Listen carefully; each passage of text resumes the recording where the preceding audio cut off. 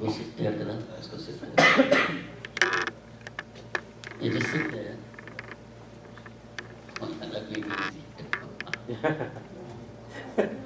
Yes, perfect. Okay, Amni and mic, please go, please. Take your mic. Okay, you want to say which, first of all, you got to go to, so all kids, when you do any presentation, right in the center, first go do Namaskaram to Swami, right, take Swami's Pad Namaskar, Shri Sai Baba and Satya Sai Baba, go to the chair, do Namaskar, then come back, right? Everybody got it? That's something you got to do. Anytime somebody asks you to go on stage, if you are going to talk, if you are going to receive something from somebody, right, anything, that's the first thing you got to do. Okay, Amni. And when you go, talk about what your name, which group you are in, and which saint you are going to talk about. Okay, sorry. My humble pranams to the lotus feet of Bhagavan Shri Satya Sai Baba. Sai Ram, my name is Avni and I am in group 2. And my saint is Bhakta Tukaram. And he's also referred as Sant Tukaram, Tukaram Maharaj, Tukoba, and Tukoparya. Saint Tukaram was born in a small village of Dehu in the West Indian state of Maharashtra to Bolhoba and Kannakai, a couple belonging to the lower Sudra class. Soon, when he was still a little boy, both of his parents died.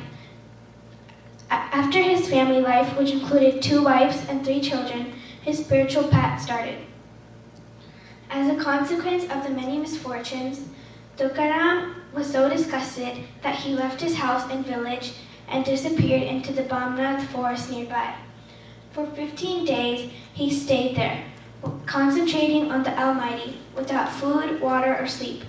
After the 15th day, he realized his Supreme Self, and Vitoba visited him in his true form. Tukaram was initiated without any intermediaries, as the other saints usually were. He dreamt that he was initiated by the Lord Hari himself, dressed as Brahman. Tukaram continuously sang the praises of the Lord. His songs are based on God Bandaram. There are also many miracles Tukaram had. He later died in the middle 1600s. And I forgot to mention, at the end, there's going to be a quiz. So it'll be boys, men versus girls. So we'll have points and there'll be 10 questions. So pay attention closely. Okay? Very good. So far, who paid attention to what she said so far? You paid? Oh, really? Very good. Does anybody think they did not pay attention and you want to go back and listen once more? Don't, even me, I'm going to, anybody who has, even adults, be truthful. Anybody who did not pay attention? Okay, Avani, do it once more, Kana, from first. Okay. Saint Tukaram was born in the small village of Dehu in the West Indian state of Maharashtra. Born to Bolhoba and Kannakai. Listen.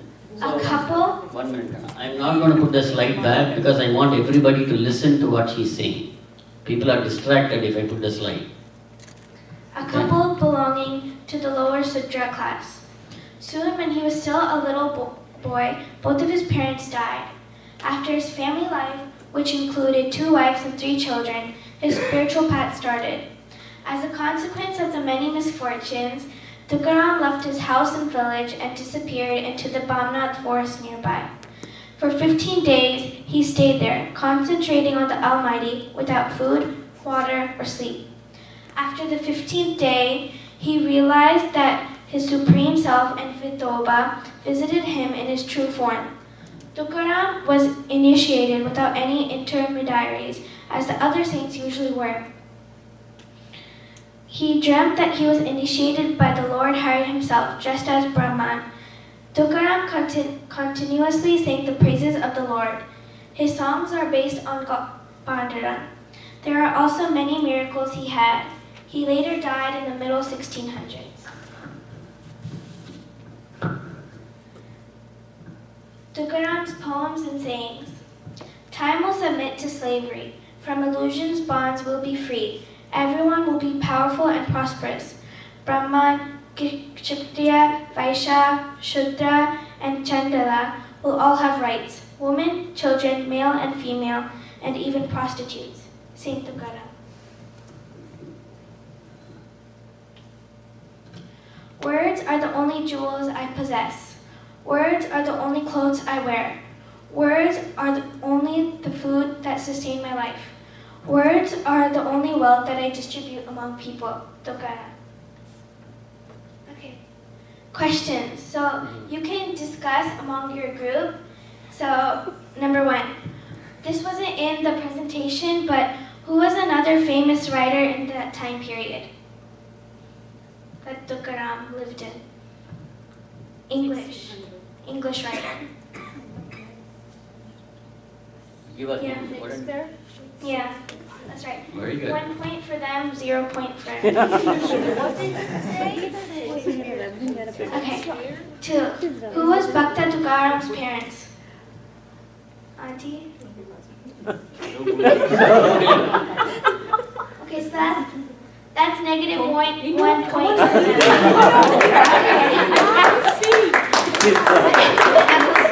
Does anyone else?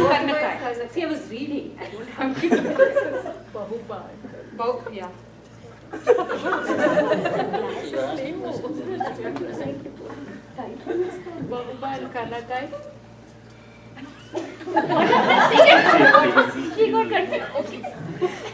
Okay, that's still negative 1 points for them. Because they read from a cell phone. No, because when you were telling, I was making the notes of it. Okay, right? fine. Then a point for them. Okay. Number 3. Right? One for each. Okay. Okay. Number 3. Which forest did Tukaram disappear into? Yeah. Bamana. Very good. Yeah. Vikram. 2 points. We Okay. have Vikram. 4. How many days did Tukaram stay in the forest? Why should I pick from here? Okay. Yeah. Okay. 2. Which god did Tukaram sing about? Okay, here. Yeah. No, that's wrong. Ram. No, which is true. Panduranga. Vithoba is Yeah. okay. Vithoba is Panduranga. Yeah. Yeah, but the correct name சொல்லணும். You have to say the right name. What time period did Tukaram die?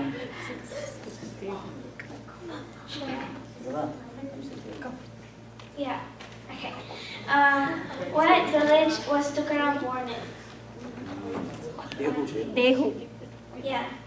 What language does he speak? What language does he speak? That's right. Yeah. Very good. What was the second poem I recited about? The words is everything. So I have to read that. Negative marking. Okay. What are some other names for Tukaram?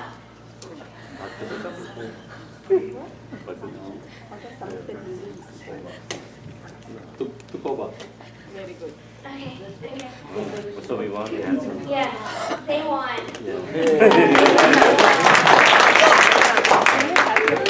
Thank you for watching. Thank you. Good job. Thanks, Swami. You did a phenomenal job. Very good. Excellent. Okay, next is Harish. Harish, that's good enough for you? You can, right? Okay. Yeah, done. Yes. Good.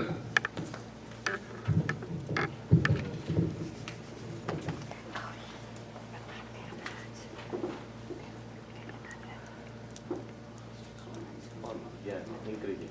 That's right. Sairam. I offer my humble pranams at the lotus feet of Bhagavan Sri Sathya Sai Baba. I'll be talking about Saint Purandaradasa. Saint Purandaradasa was born in 1484 in Karnataka, India.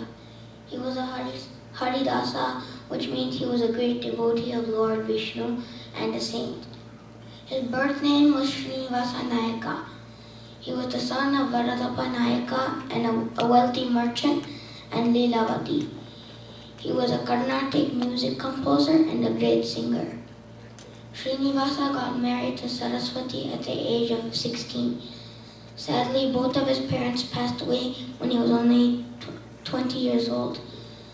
When that happened, Srinivasa continued his father's business, but he was a miser and did not want to spend money on anything or anyone. His wife, though, was the opposite and always wanted to give money to charity. One day, Lord Vishnu came to Srinivasa's shop disguised as a poor priest. He wanted some money for his son's third ceremony. Srinivasa, however, did not give him any money and asked him to come the next day, but he did not give the priest the money and asked him to come back again the next day. He continued doing this for 6 months. Finally, after 6 months, he gave the priest a fake coin. Lord Vishnu, still disguised as the priest, then went to Saraswati and told her the story about what happened. Saraswati felt very sad for the priest and had him the nose ring that her parents gave her. The priest took this nose ring back to Srinivasa's shop to sell it. Srinivasa recognizes the nose ring and puts it in the safe. Then he runs home and asks Saraswati to show him the nose ring. Saraswati got scared, locked herself in the kitchen, and tried to drink some poison.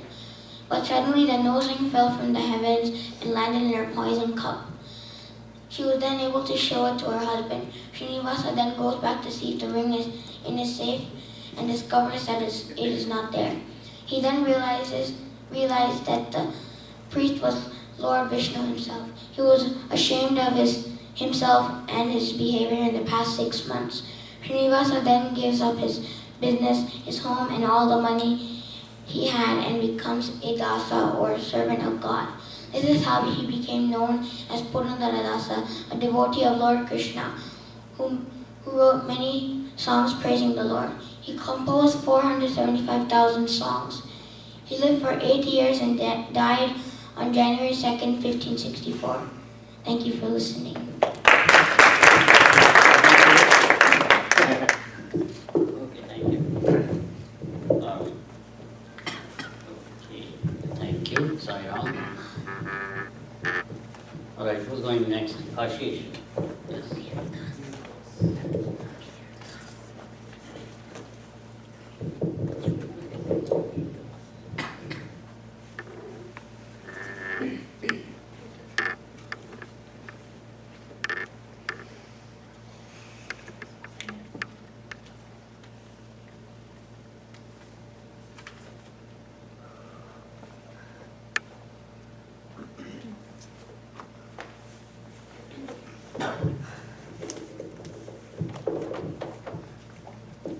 Sairam. My name is Kashish, and today I'll be talking about Kabir Das. Kabir Das was a great saint and poet. He was born in 1440 and died in 1518. In Arabic, Kabir meant the great and is the 37th name of God in Islam. Kabir's legacy has been carried forward by his followers called the Kabir Panth. It is a huge religious community that believes Kabir is the originator of Sant Mass. He was a very spiritual person who grew up to become a great sadhu. He wrote many dohas, which is a couplet with 2 lines. Kabir was taught by his guru Ramananda. There are many legends on Kabir's birth. According to one legend, he was born to an unwed Brahmin, who then abandoned him in a river inside of a basket. He was born in Liharadhara, a small town in Varanasi. His real parents are not known, but he was raised by a family of poor weavers, Niru and Nima. He was a weaver, but was inspired by the Hindu pilgrims in his hometown to become a saint. Although he was poor, he grew up to be a great man. Kabir has many great teachings and writings. His most famous work was the Bijak. It is a collection of poems that shows Kabir's view in spirituality. It talks about Hindu spiritual concepts such as karma and reincarnation. He opposed both principles in Hinduism and in Islam. He often set aside the Vedas and the Quran and simply followed the Sahaja path. He is the first Indian saint to have coordinated both Hindus and Islams by giving them a universal path which could be followed by both Hindus and Muslims.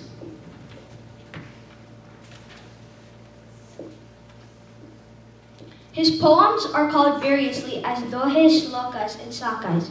The memorizing, performing, and pondering over these gave Kabir and all of his followers a way to the spiritual awakening. Kabir composed his poetry in a simple style. His poems resonate with praise to the true Guru and reflect social welfare.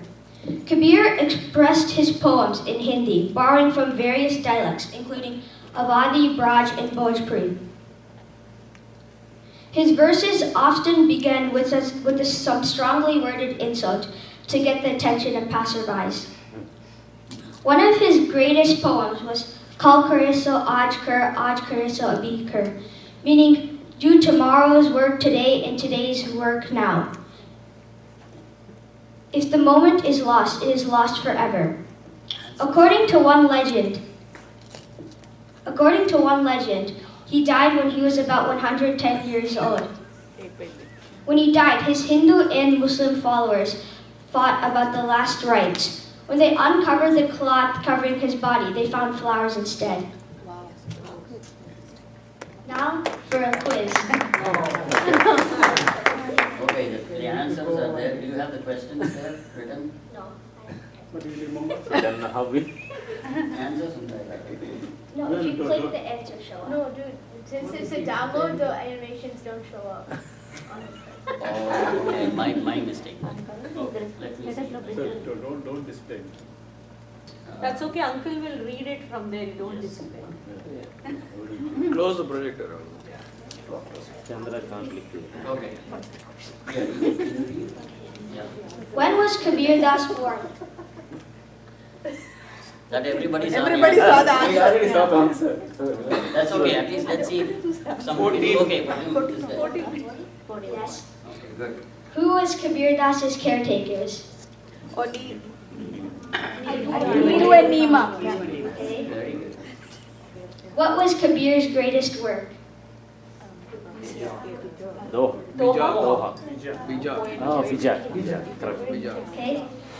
Where was Kabir born? Oh, in a small village near Varanasi. It's hypothetically, right? Yeah. A small village near Varanasi. Leherta. Leherta, yeah. Somebody has tried to That's what Google he it. meant. Don't Google, please. Hey, phone illa. What does Kabir's name mean in Islam? Great. Allah. Okay, yeah. What did Kabir strongly believe in? Oneness in God. Eh, Praveen, Google. Praveen, answer. Okay, Ravi, just keep quiet. Let me answer. Who is Kabir's guru? Oh, Ramananda. Yeah.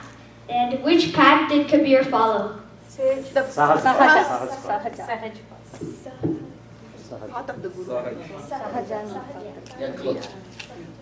Thank you for listening.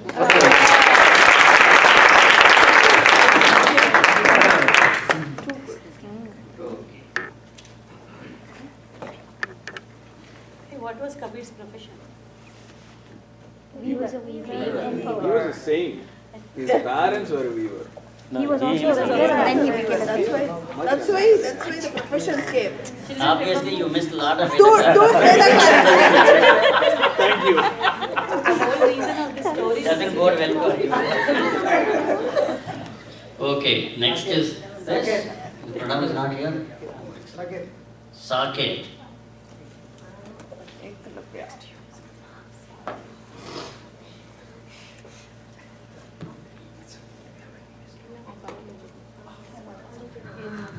Go and take namaskar. Take namaskar. That's all. Do namaskar.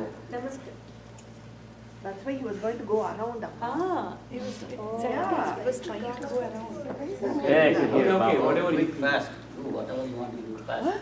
Ganapati. Ganapati. Ganapati. First Very good. Okay, next. Move. Wait. Next.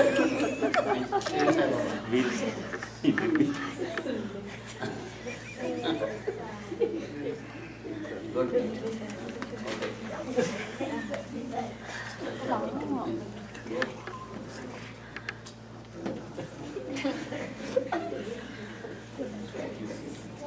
நீங்க அவசரப்படுத்துவீங்கல்ல Good. Okay, come on.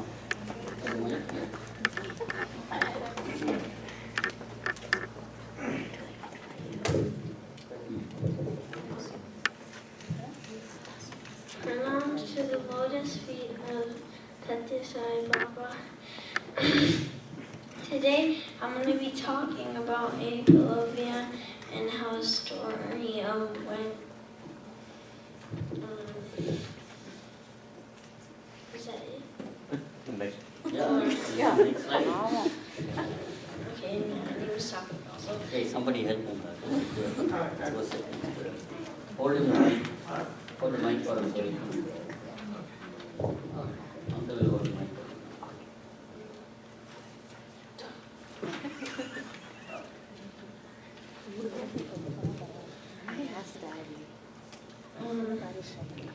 Ekalavya, a character in the Hindu mythology, Mahabharata, was such a situation and did what no one else would have done. Short variation of his story is given below. Ekalavya was the son of a tribal chief who wanted to learn archery. He had heard a great teacher called Dronacharya, also called as Drona, who was teaching the royal princes of Pandavas and Kauravas in his ashram. Ekalavya too wanted to learn archery from him, so he approached Drona to request him to teach archery.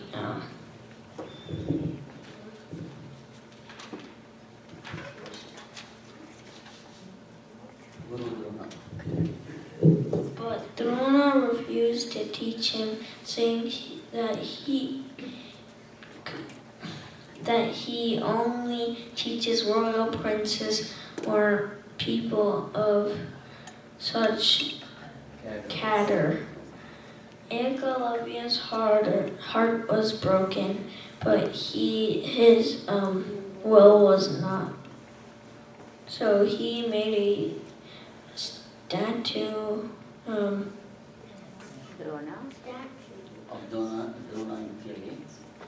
Drona in clay and started practicing archery by himself. With time, enormous efforts, and determined, he became a master of archery, learning and practicing in skill by himself.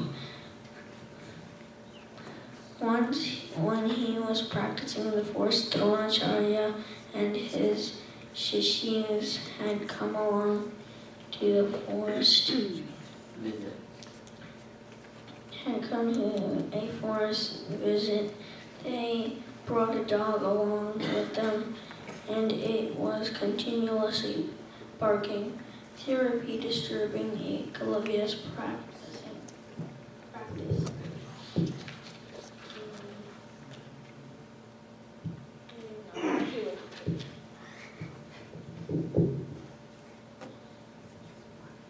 Without seeing the dog and just by listening to its barking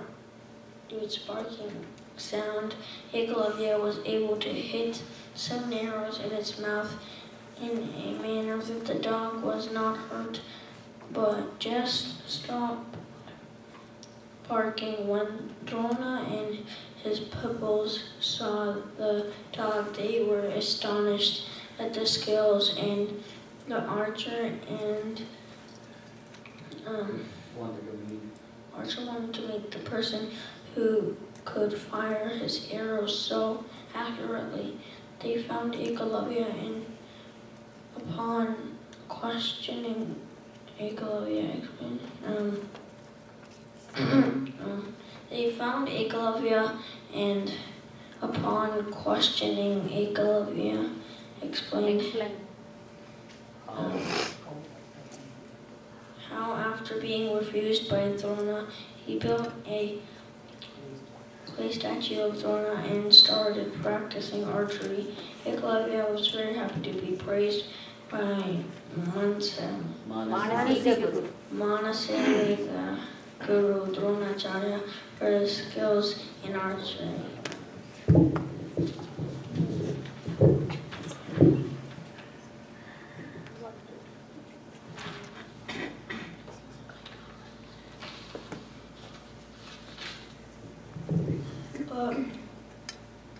But Arjun, who was the favorite disciple of Drona, whom Drona had promised to make the best archer in the world, was upset at this and asked Drona as to how he could become the best archer in the world when there was this person who could do something that he couldn't. So Drona, in order to keep his promise to Arjuna,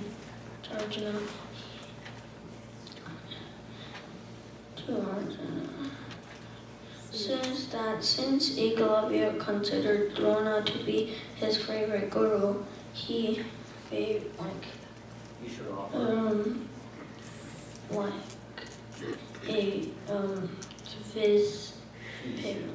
fees favor as requested by Guru and given by the students at the end of their training.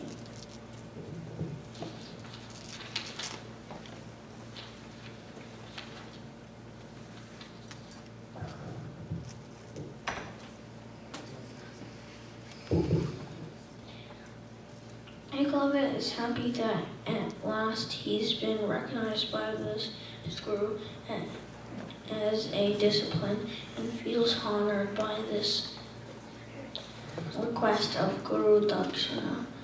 And Drona asks for Ekalavya's right hand, which he gives immediately without bothering much about the consequences, which includes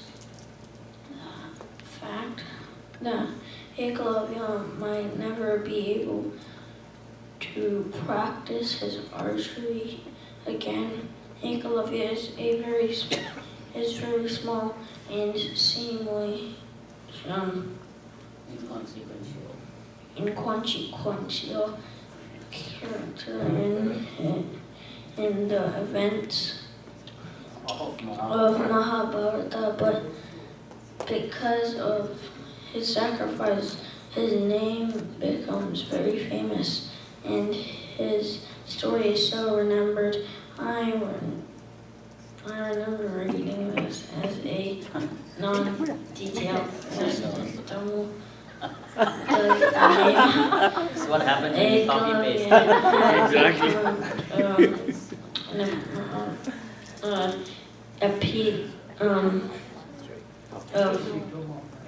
Epitome of mastery of his skill and devotion to this guru. Moral of the story: practice makes man perfect.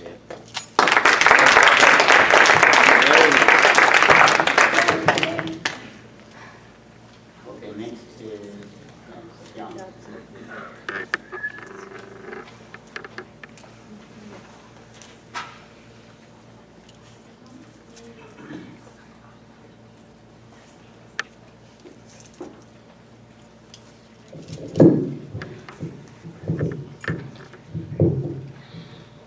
Sairam, my name is Satyank and I will be talking about Sant Namdev.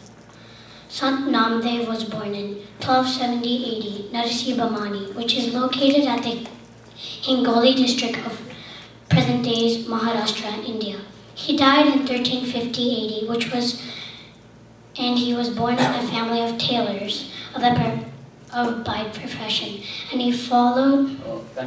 Come closer this way so we can. and they followed the Varkari movement, Bhakti movement of Lord Vittal Pandharpur. Dameshti Relkar and Gonia Relkar were the parents of Namdev. Soon after the birth of the saint, the family moved to Pandharpur. Namdev got married at a very young age. He got married to a young woman. Her name was Rajay. They had 4 sons. Their names were Vita, Gonda, Mahada, and Lambai. They also had a daughter. Her name was Nara. From the childhood, Namdev was not interested in worldly affairs, neither he showed interest in school, nor in the family profession of tailoring.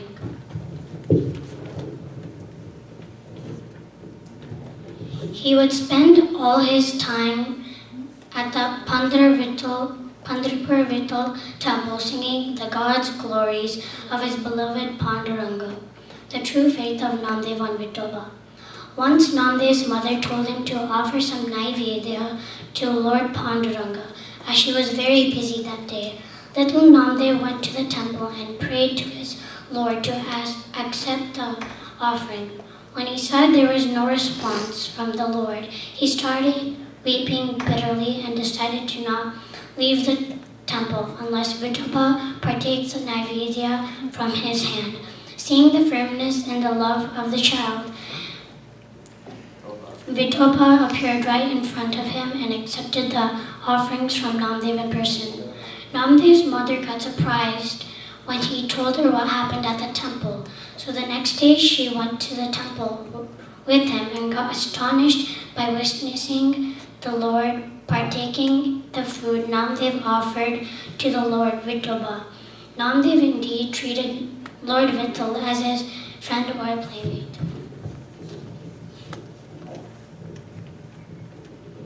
Great saints. Other great saints that Namdev met and who made his devotion and love to Vittal more stronger are Gyaneshwar, Muktabai, Saint Gaurakambar, and Vishobhakachar. Vishobhakachar was a guru of Namdev who made him to realize that Vittoba is everywhere and everything. Siblings of Gyaneshwar are Muktabai, Nivritnath, and Sopandev. Interesting facts. July 1350, Vikram Samvat 1407, the year of Vikram era, on the 13th day of the bright fortnight of Ashad month, Sri Namdev left his body in front of the Vittal temple in Pandharpur and united with the Supreme Soul. Sri Namdev believed that there is no distance between the soul and the Supreme Soul. He believed that the real puja is to serve the society and this universe that had been made by the Supreme Soul. According to him, only with these high ideals does a devotee get supernatural powers. A lyric of Saint Namdev, Uta Panduranga, was included in the Sai Baba's Kakadharati. Recap of Namdev. Namdev was the greatest devotee of Lord Vittal and the temple who still exists in the holy town of Pandharpur. He is one of the most honored saints in the Marathi saint tradition. Namdev is very famous in North India, especially Punjab. His speech is included in the famous Sikh Granth, Guru Granth Sahib, and is sung with great devotion daily. The Abhangs written by him in Marathi has such a good place in the hearts of Maharashtrians, like that of God. He is said to be the originator of Marathi Abhangs. Saint Gyandev has established a Varkari Panth, and Saint Namdev developed it immensely. This sect, even today, is heading progressively on the path shown by him. Devotees even today are singing Abhangs to please God. Sairam.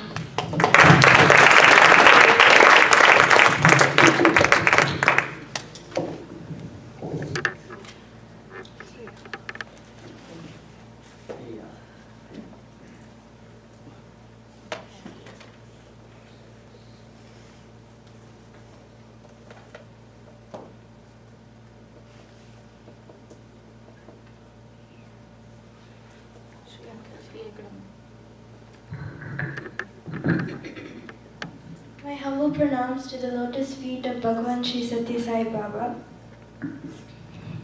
Today I'll be talking about Tulsidas. Tulsidas was born in Chitrakuta, currently known as Rajpur. He was born on Saptami, the 7th day of the fortnight. Actually, when he was born, he uttered the word Rama instead of crying, which showed his devotion. So he was born for Rama. He was in the Parashara Gotram. He was Sarayu Parim Brahmin, said to be an incarnation of Valmiki. He wrote the Hindi version of the original Ramayana. So he first started studying in Ayodhya. He came to Varanasi when he was just 15 years old. He studied the Vedas, Vedangas, astronomy, and philosophy. After he got married to Ratnavali, he left his married life and became a sadhu. He traveled across India, meeting people, writing, singing, and meditating. After traveling and observing the world, he came back to Varanasi and began to write songs, poems, and shlokas on Rama and Hanuman. He left his body at the Asighat on the banks of the river Ganga in 1680 or 1623 CE. Writing of the Hanuman Chalisa is a very famous story. So one day the king sent for Tulsidas upon hearing about the miracles that he performed. So he asked Tulsidas to show him Hanuman because he didn't believe in Hanuman. So he asked him to show Hanuman. Tulsidas replied by saying that in order to see Hanuman, you had to have pure devotion towards him. The king put him in jail and said he wouldn't release him until he showed Hanuman. Tulsidas didn't mind. While he was in jail, he wrote 40 beautiful verses in praise of Hanuman. After the Hanuman Chalisa was completed, the city was infested with a swarm of angry monkeys. The emperor, upon realizing this was all the wrath of Hanuman, released Tulsidas and fell at his feet crying. Tulsidas first saw Hanuman as a leaper. He followed the leaper to where the Sankat Mochan temple stands today. He recognized the leaper and fell at his feet. So Tulsidas said that he wouldn't let go of Hanuman's feet until Hanuman blessed him and showed him his real form. So Hanuman, realizing his devotion, blessed him and promised the darshan of Rama. Tulsidas built the Sankat Mochan at the place he had the darshan of Lord Hanuman. So as Hanuman promised, Tulsidas did have a darshan of Rama. One morning at his ashram, he saw two princes on horses, one with fair complexion and one with a dark complexion. He ignored them and later came to know that they were Rama and Lakshmana from Hanuman. Then he repented.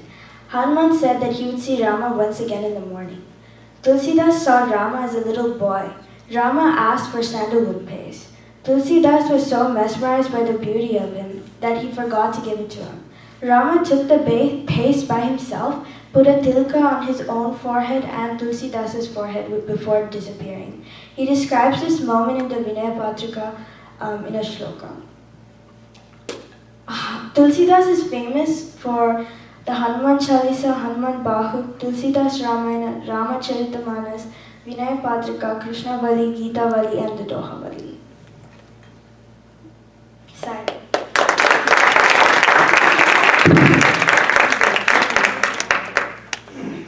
What was his profession? He was a saint before he was alive. So that's the question we are just exercise, right? So at the end, I'm going to go back and ask everybody what each of these saints we presented, their professions were, okay? Just remember that. Okay.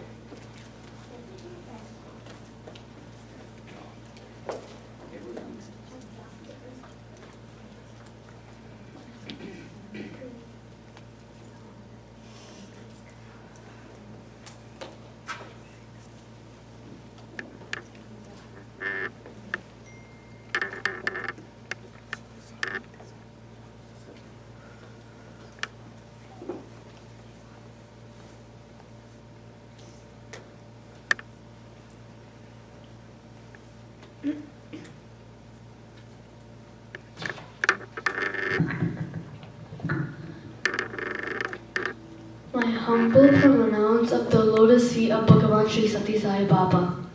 Today I'm going to talk about Valmiki Maharashi.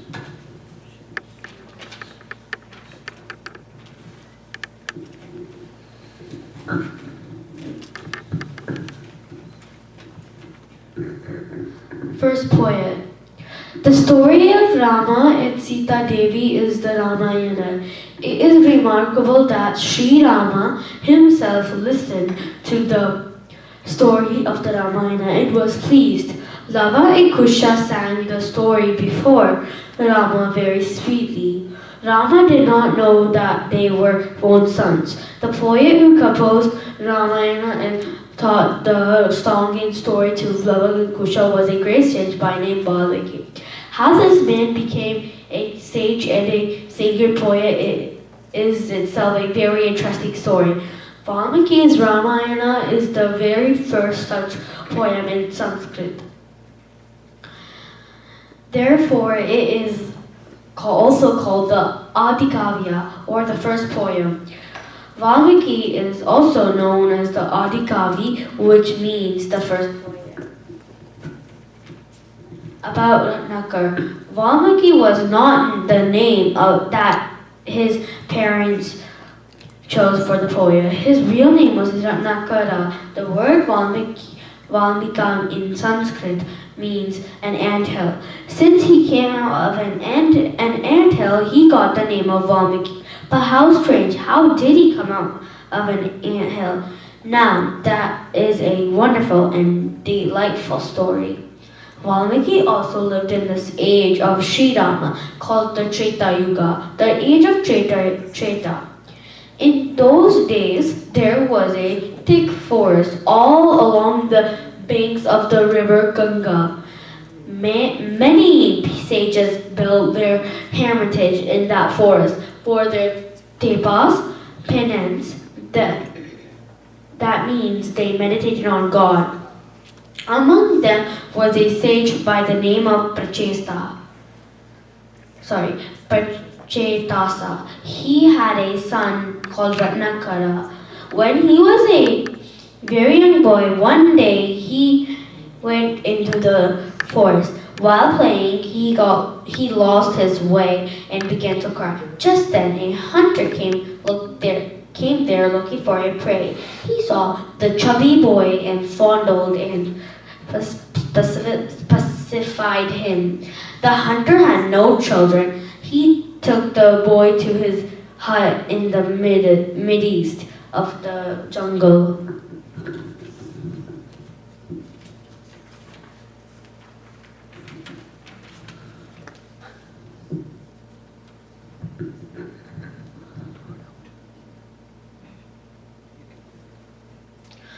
Ratnakara's father searched for his son all around the hermitage, but could not find him. Finally, he and his wife thought that the boy had become the prey of some wild beast.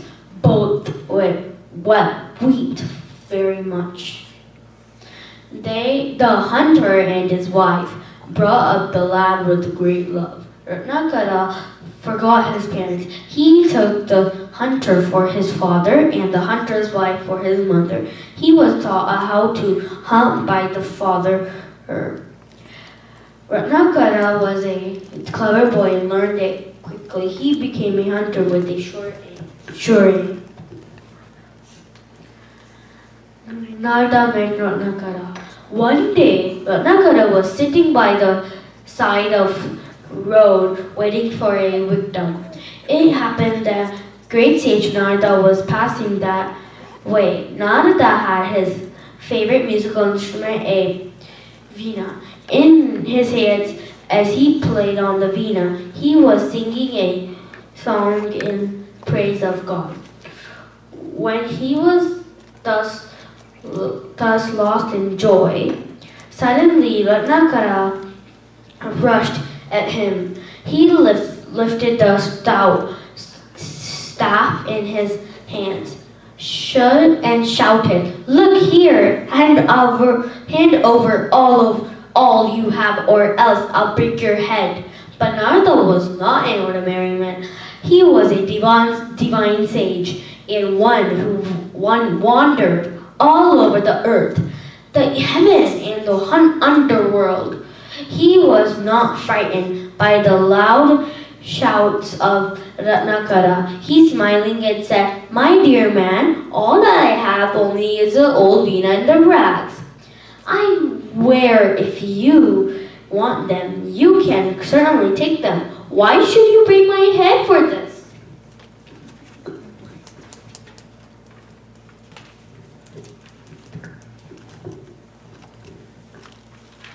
Narada sat beneath a tree and as played on the veena, sang a song in praise of God. It was sweet like the song of cuckoo. Ratnakara was deeply moved, noticing the change. The sage Narada paused in his song and said, "Brother, stealing is a sin. Killing animals is also sinful. Why do you do such evil?" "Sir, what can I do?" Ratnakara replied. "I have a large family. There are my old parents and my wife and children. They partake of my happiness and my troubles. I have to provide them with food and clothing. Hunting and stealing are all I know. What else can I do?" The sage smiled and said, "My friend, will any member of your family partake of your sin also?" The sage So go and ask them and bring back their reply. Ratnakara thought that Narada was trying a trick to make his escape. Narada understood it again and said, "Well, child, if you do not trust me, you can tie me to this tree and then go." Ratnakara thought that was all right. He tied Narada to a tree and went home. On reaching home, he first went to his father and said, "Father, I brought people to get food and clothing for all. It seems that it is a sin. Do you not share in that sin?" His father was angry and said, "You sinner, you should not do such bad things. Am I to share your sins? No, never. You have to suffer for what you do." Ratnakara went to his mother and said, "Surely, mother, you will share my sin, won't you?" But she also scolded him and sent him away.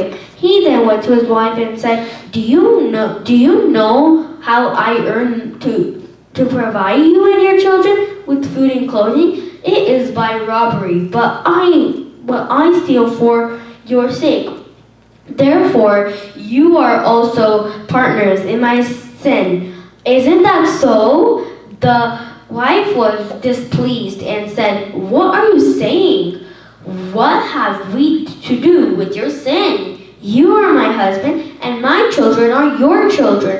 It is your duty to look after us and give us food and clothing."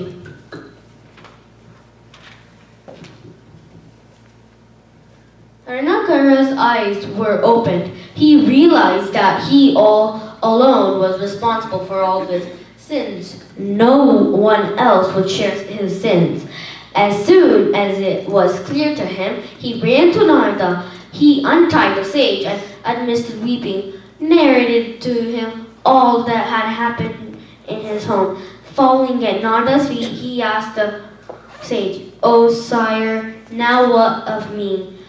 How can I atone for all the sins I have committed? You are my only savior." Narada lifted him up and wiped his tears. He consoled him, saying, "Do not be afraid. I shall teach you a way to wash off your sins." So he taught Ratnakara the sacred name of Rama Nam. He made him sit beneath a tree and asked him to go on repeating the sacred name of Rama. He said, "I shall come here again Till then, you should not get up and go away. Then the sage departed. Ranakara into Valmiki. Ranakara continued his tapas, chanting the name of Rama. His eyes were closed. His whole mind was concentrating the chanting of the name of the Lord. He forgot his existence. He had neither food nor sleep for days and days. And in this way, quite a few years passed, and anthill grew all over, around, and above him. He could not even be seen by anybody. At last, one day, the sage Narada came that way. Of course, he knew that Ratnakara was inside the anthill. Very carefully, he cleared that anthill. Still, Ratnakara was wholly lost in his tapas and did not wake up to the world around him. Narada chanted the name of Rama in his ears. Then he opened his eyes and saw the sage standing before him. He saluted him from where he was, touching the sage's feet. Narada lifted him up and embraced him. He said to him, Ranakara, you are blessed. God is pleased with your tapas. You are now a sage of the highest order, a Brahmarshi. As you are reborn from a Valmika, the anthill will hereafter be famous as Valmiki. Tears of joy welled up in Valmiki's eyes at these words. He prostrated before Narada again and said, Sire, all this is your kindness. The company of good men uplifts man. I am myself a proof of this. Narada blessed him and went his way silently.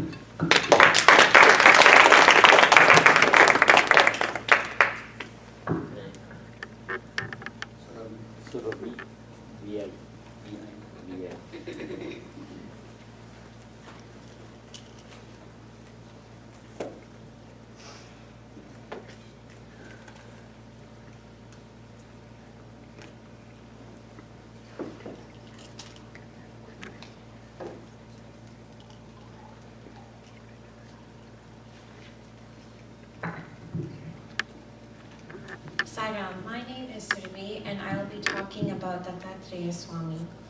Dattatreya had descended into the realm of world as progeny of Atri and Anusuya.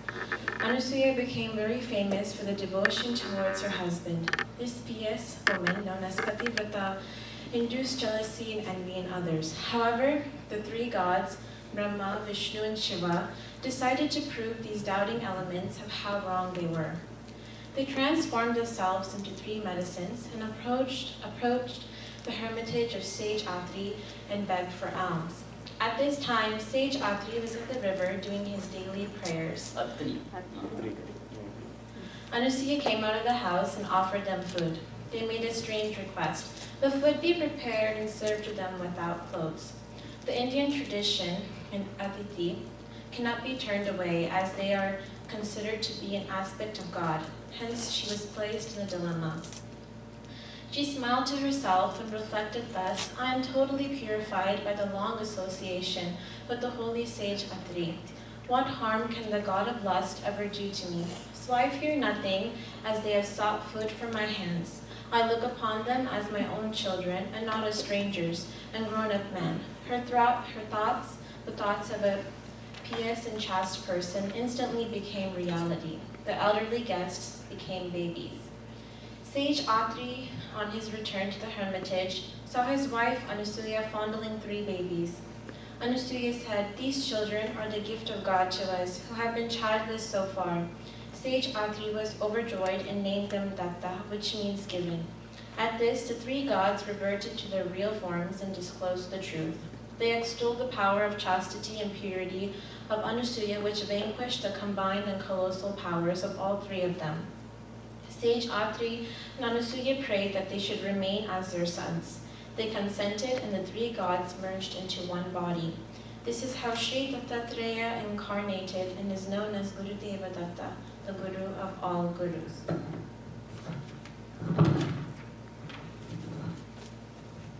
His form. Sri Dattatreya is a splendorous form. His face radiates all wisdom and draws us away from the lures of the world. Though he is a supreme lord of this universe, yet he is a total and supreme recluse. Though he moves from place to place, his favorite abode is a holy Adambar tree. He has matted hair on his head, his body is ever smeared with holy ashes, and he wears tiger skin for garment. A cow and 4 dogs are always with him as his constant companions. He is an Avdut ever anchored in spirit, but always overflowing with compassion for all the beings in the entire creation. He is the embodiment of total Godhead. All the aspects of Godhead are fully manifested in him. His faces and form are ever radiant with peace and divine charm. The cow, which is always with him, represents the Mother Earth and Dharma. She is the wish-fulfilling cow, Kamadhenu. The 4 dogs symbolizes the 4 Vedas, the external repositories of spiritual wisdom. The trident indicates that he has transcended the 3 gunas, which constitute the illusory world. Sattva, illumination, Rajas, activity, and Tamas, inertia. The Sudarshana Chakra disc indicates that he is beyond the cycles of time, the past, present, and future, and his holding of chakra means he is the controller of time. The conch represents the eternal sound Om, which is the manifestation of the spirit. It is also the life principle in us in the cosmos. The Bhasma ashes indicated his vairagya's dispassion as well as his purity. Ashes indicate the evanescent nature of all created objects, and the ultimate state of all matter. He always carries a begging bowl, so as to teach us a lesson that we always have to share our wealth and money and food with others.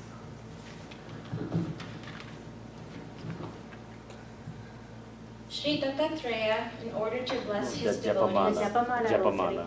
You forgot the Japamala. The Japamala Rosary. He wears reminds us that our primary duty is chanting the sacred name of the Lord and meditating on the feet of the Lord, and our redemption depends on this discipline alone. Sri Dattatreya, in order to bless his devotees and the righteous ones, wanders about in the guise of a random guest at the lunch hour. That's why it is said that a random guest has to be treated as the very embodiment of Lord Dattatreya. God's creation was his guru. He had 24 gurus. His teachings. Guru Dattatreya gave yoga, 8-fold path of yoga, to the world thousands of years ago.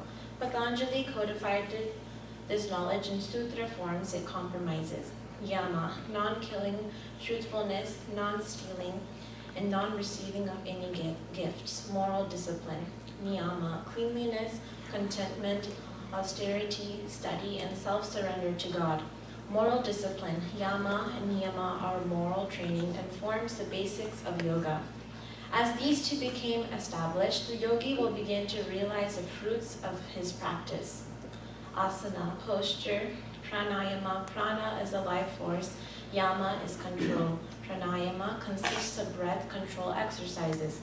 Pratyahara, withdrawal of senses from sense objects. Dharana, concentration. Dhyana, meditation. And samadhi, our superconscious state of being one with God, principal tenets of the Dattatreya tradition. Everyone should know oneself first, and one should know one's own reality, which is but God. One should realize a relationship between God, man, and creation, the underlying kinship, unity, and oneness of these 3 entities. Brahman is the immanent and all-pervading reality in all matter. It is the origin, the support, and substance of all. To obtain this vision and discern this truth, one should conquer one's ego through yoga. Guru's grace is indispensable. One has to surrender oneself to totally, unreservedly at the feet of